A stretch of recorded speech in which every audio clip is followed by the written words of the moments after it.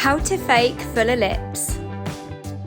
Do you want your lips to look naturally fuller? I'm going to show you 2 incredible products that make lips look much more youthful and just more like they're natural but on a really good day. My name is Katie, I'm a professional makeup artist, and as I head towards my 50s, I have made it my mission to find products that make you and I look and feel amazing.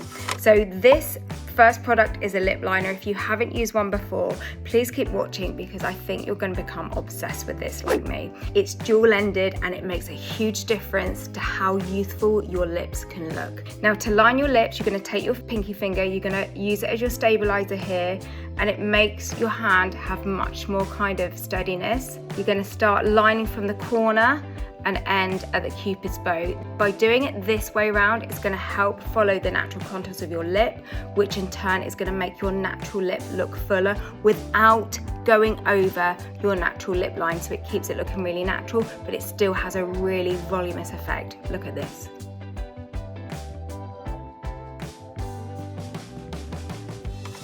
We're now going to fill the lips with the same colour. Smudge together. Now it's important to fill in your lip here because a lot of us miss this, and actually by filling this section here of your lips, it naturally makes your lips look fuller. Now with the cream end, this is going to create a really stunning volume to the lower lip. Now the trick to your lips looking naturally more voluminous is just to make this lower lip look slightly more voluminous than the top lip. If you make the top lip look full and the bottom look full at the same time, that creates kind of more of a artificial fullness, which some people might like, but I want to teach you a natural way to that kind of look. To do that, we're going to take this cream pencil, which is dual-ended. I'm going to apply it just in the middle here. We're going to take our pinky finger to blend. And can you see how this has just made my lower lip look more voluminous, which in turn gives it a natural look of volume.